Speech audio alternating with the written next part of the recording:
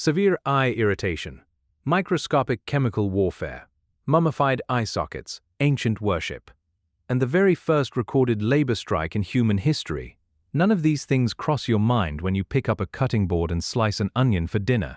Yet for over 5,000 years, this single humble bulb has shaped human civilization in ways no other crop ever could. Today, the onion is the most widely cultivated vegetable on planet Earth. Over 100 million metric tons are harvested globally every single year. It is the invisible, irreplaceable foundation of virtually every savory cuisine known to humanity, from French onion soup and Indian curries to Mexican salsas and American burgers. Yet, unlike wheat, corn, or potatoes, the onion was never just a source of calories for survival. To ancient civilizations, this pungent golden bulb was a sacred geometric marvel, a physical manifestation of eternal life, a universal medical cure, and the literal fuel that built the greatest monuments of the ancient world. So how did a wild, sulfurous plant hidden in the remote mountains of Central Asia become an indispensable global titan that quite literally forces humanity to weep? Our story begins more than 5,000 years ago. Historians and botanists generally agree that wild onions originated in Central Asia, in the mountainous regions of modern-day Iran, Pakistan, and Afghanistan. For early hunter-gatherers wandering through arid landscapes long before the invention of agriculture, wild onions were an extraordinary natural discovery. Wild alliums grew in poor rocky soil, survived brutal droughts, and possessed a unique biological feature. Their papery layered outer skins protected a dense bulb filled with moisture, essential minerals, and natural sugars beneath the earth. Gatherers realized that dried onions could be carried across scorching deserts for months without rotting or losing their hydration. In a world before food preservation, onions were a living canteen. By 3000 BC, during the Bronze Age, humans had domesticated the onion across the Middle East, the Indus Valley, and East Asia. In ancient Mesopotamia, Sumerian clay tablets dating back to 2500 BC detail extensive royal gardens dedicated entirely to cultivating onions and garlic. Sumerians ate onions raw with coarse barley bread, boiled them into savory meat stews, and crushed onion juice to use as an antiseptic salve for battle wounds. Yet, no civilization in history was more utterly obsessed with the onion than ancient Egypt. To the ancient Egyptians, the onion was not merely food, it was a holy object of deep religious reverence. Egyptian priests and philosophers stared at the concentric spherical layers of an onion bulb, layer within layer, sphere within sphere, and saw a physical representation of eternity, the cosmos, and infinite life. When high priests and judges swore sacred oaths before the gods, they did not place their hands on holy scriptures. They placed their hands on bundles of fresh onions. Wall paintings inside royal tombs depict priests holding onion stalks over stone altars as sacred offerings to the gods. When a pharaoh died, onions played a central role in the sacred ritual of mummification. Coroners and embalmers stuffed dried onions into the chest and abdominal cavities of deceased monarchs, believing the strong, sharp aroma would breathe life back into the royal spirit and ward off evil demons in the underworld. When the great Pharaoh Ramses IV died in 1149 BC, embalmers took two small, perfectly formed onion bulbs and placed them directly into his eye sockets before wrapping his face in fine linen. When modern archaeologists unwrapped his mummy thousands of years later, they were stunned to find those ancient onions still sitting inside his skull, remarkably preserved after 3 millenniums. Yet, beyond the realm of priests and pharaohs, the onion served another vital purpose in Egypt. It was the daily fuel that powered the construction of the pyramids. Building the pyramids of Giza required mobilizing tens of thousands of laborers under a punishing desert climate. To prevent catastrophic outbreaks of disease and keep workers energized, the Egyptian state rationed 3 primary items to every worker: fresh water, coarse bread, and massive quantities of raw onions and garlic. The famous Greek historian Herodotus recorded that during his travels through Egypt, his guides showed him an ancient inscription carved directly into the stone casing of the Great Pyramid. The inscription listed the exact sum of money spent on onions, radishes, and garlic for the workforce. Herodotus wrote that the total cost exceeded 1,600 talents of silver, a fortune equivalent to tens of millions of dollars today. In fact, the onion was so vital to the ancient Egyptian economy that when supply lines broke down during the reign of Ramses III in the 12th century BC, the workers laid down their tools, abandoned the royal tomb construction, and marched on the temple complex. It was the very first recorded labor strike in human history, triggered in large part by the government failing to deliver the workers' monthly ration of onions. As the Egyptian empire gradually faded, the onion conquered the Mediterranean world. The ancient Greeks valued the onion primarily for its perceived athletic and physiological benefits. Greek generals believed onions thinned the blood and increased physical stamina. Before competing in the ancient Olympic Games, Greek athletes consumed pounds of raw onions, drank freshly pressed onion juice, and rubbed crushed onion paste all over their muscles, believing it prevented muscle cramps and provided divine strength. When the Roman Empire expanded, Roman scholars and engineers turned onion cultivation into an industrial discipline. Roman medical writers like Pliny the Elder prescribed onions for curing more than 20 distinct ailments, including correcting sudden vision loss, inducing sleep, healing mouth ulcers, soothing dysentery, and treating poisonous dog bites. Roman gladiators were regularly massaged with onion juice prior to entering the Colosseum, believing the sulfurous oil hardened their skin and toned their muscles for combat. The Romans constructed large specialized onion farms known as ceparia. The Latin word cepa became the root for the modern French word onion, the Spanish cebolla, and eventually the English word onion. Roman legions carried bags of dried onions on every single military expedition across Europe. Wherever the Roman army built a timber fort or established a permanent settlement, from northern Britain to the banks of the Rhine in Germany, soldiers cleared fields and planted onion gardens to guarantee a permanent food supply. When the Roman Empire collapsed, plunging Europe into centuries of fragmentation, the hardy onion remained one of the very few agricultural crops that survived intact. Throughout medieval Europe, life for peasant families was brutal and uncertain. Grain crops like wheat and rye frequently failed due to cold, wet summers, leading to widespread starvation. Through every famine, the onion survived.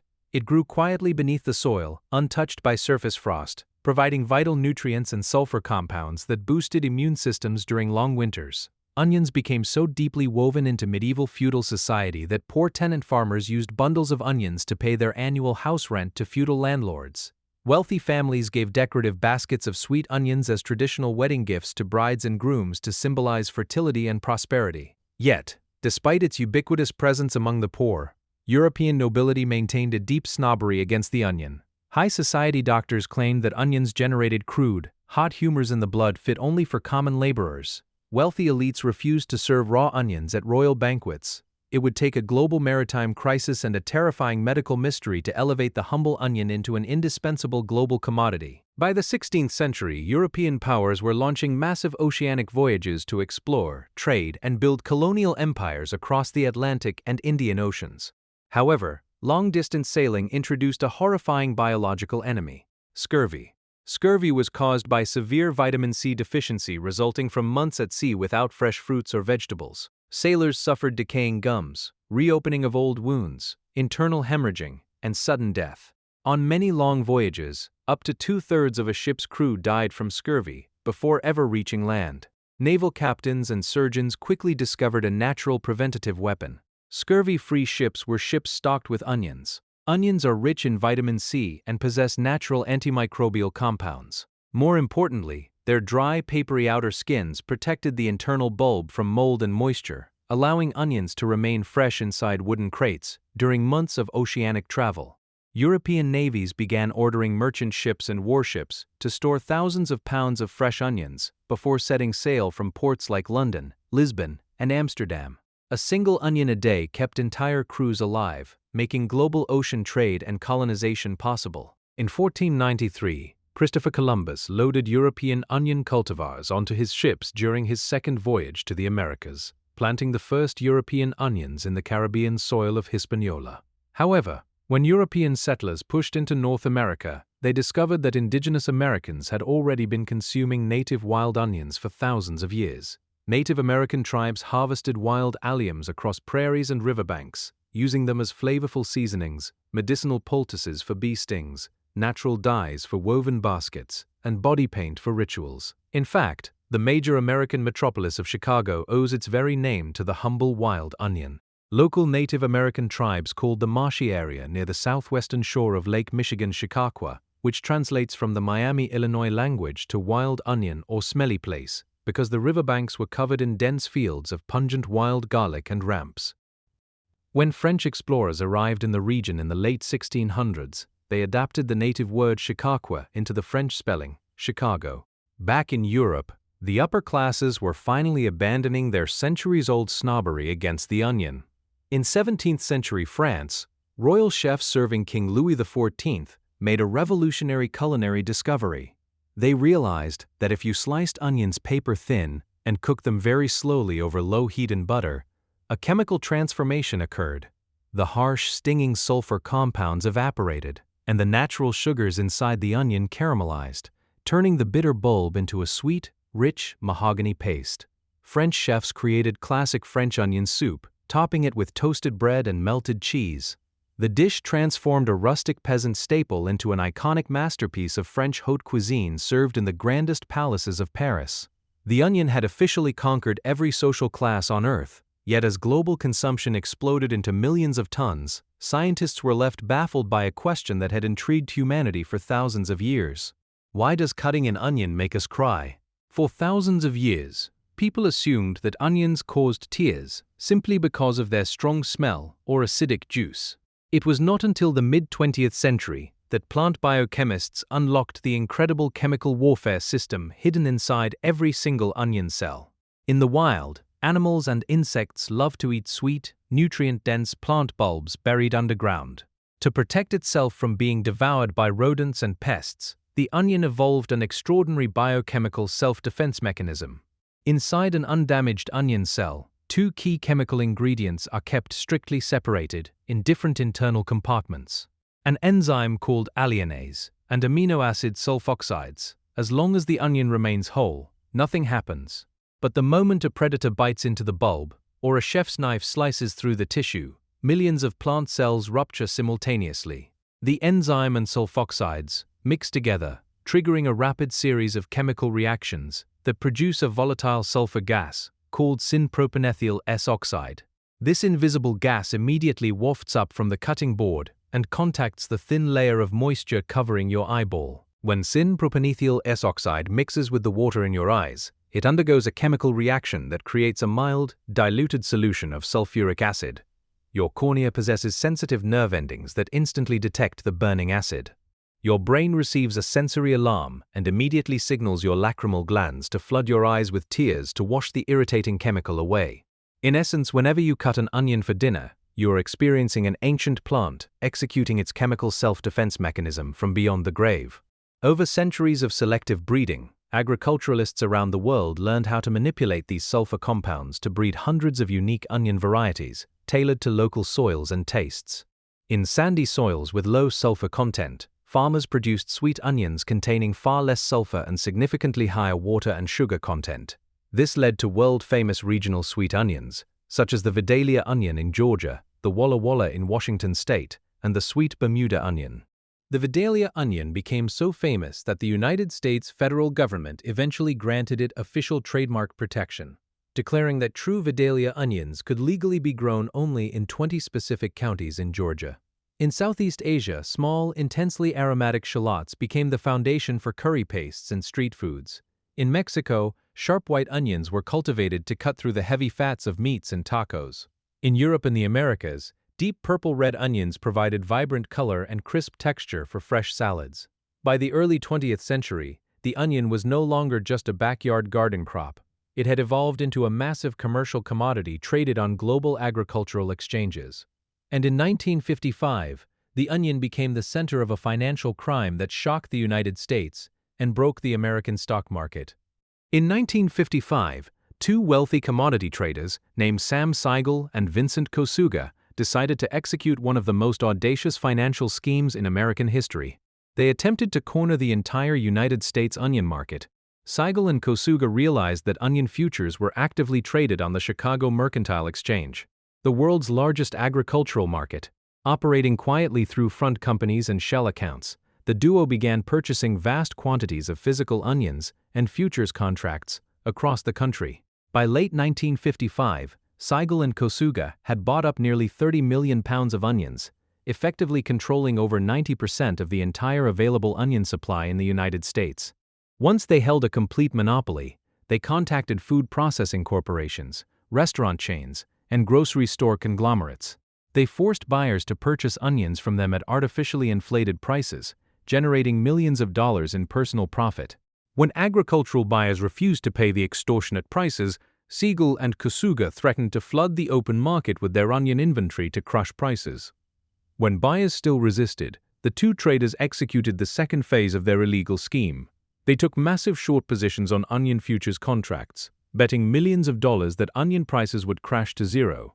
Then, they opened their massive warehouses and dumped millions of pounds of onions onto the market simultaneously. The sudden catastrophic oversupply completely shattered the financial markets.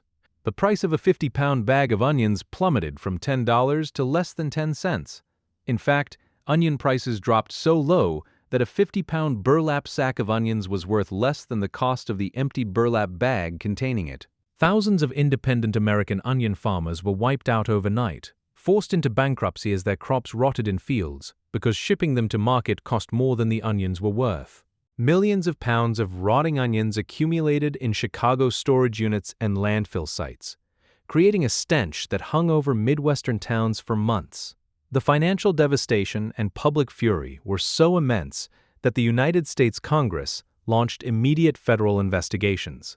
In 1958, the United States Congress passed the Onion Futures Act, a landmark federal law signed by President Dwight D. Eisenhower that officially banned the trading of futures contracts on onions. To this day, nearly 70 years later, onions remain the only agricultural commodity in the United States legally prohibited from being traded on futures markets.